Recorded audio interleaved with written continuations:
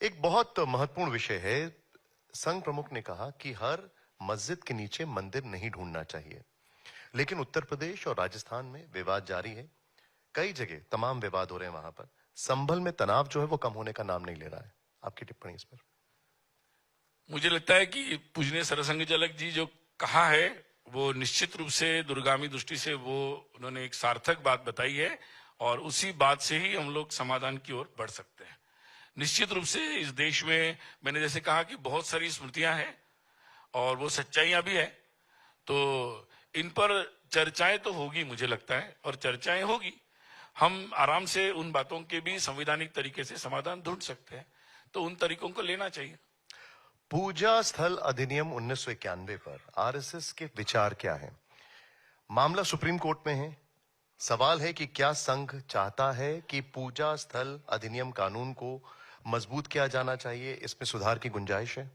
आजकल जो है ना, हर कोई कानून जो आता है तो सरकारें पब्लिक डोमेन में डालती है और पब्लिक से ओपिनियन लेती है। बहुत सारे लोग ओपिनियन देते हैं और उसके बाद फिर हमारे पास अब नए लोकतंत्र में बहुत सारे कंसेंसस आते हैं।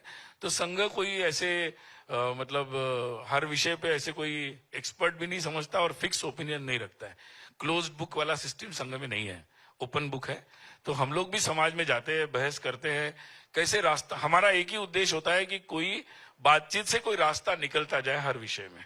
तो हर विषय में हम लोग यही करते हैं। हम लोगों की शाखाएं समाज के सब नीचे तक बहुत सारे जगह पर है, तो हमारे स्वयंसेवक समाज में लगातार चर्चा करते हैं, हमारे पास फीडबैक भी आता है, तो उन बातों पर हम विचार करते रहते हैं।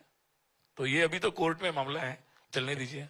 संघ के कार्यक्रम में महात्मा गांधी गए, बाबा साहब अंबेडकर गए, मदन मोहन मालवीय, एस राधाकृष्णन, राम मनोहर लोहिया, नीलम संजीव रेड्डी, जगजीवन राम, यहां तक कि प्रणब मुखर्जी तक गए।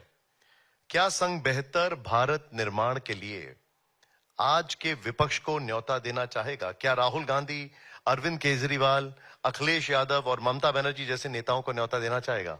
आप उनसे ही पूछ लीजिए ना ये सवाल। संघ तो सबके लिए खुला है। संघ की शाखा मैदान में लगती है, जिसके लिए कोई मेंबरशिप नहीं होती, जिसके लिए किसी की प्रायर परमिशन की जरूरत नहीं होती। आप सीधे आकर भगवे ध्वज को प्रणाम करके संघ में जुड़ सकते हैं।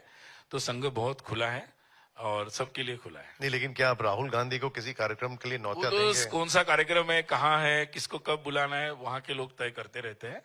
ऐसा हम लोगों का कोई प्रीफिक्स नहीं है कि इसको बुलाना है और इसको नहीं बुलाना है।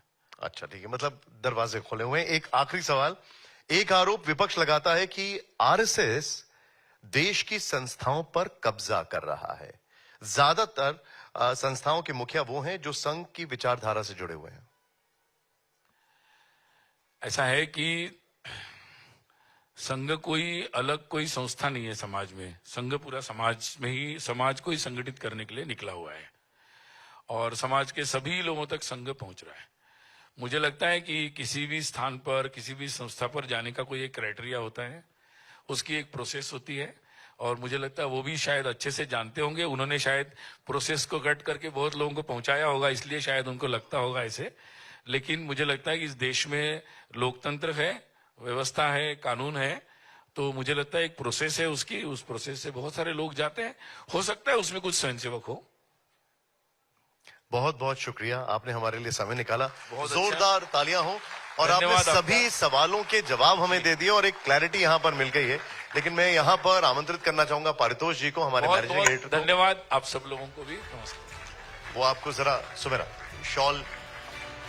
मैं आमंत्रित करना चाहूंगी TV9 भारतवर्ष के मैनेजिंग एडिटर पारितोष जी को, जो सम्मानित करेंगे आम्बेडकर जी को शॉल देकर।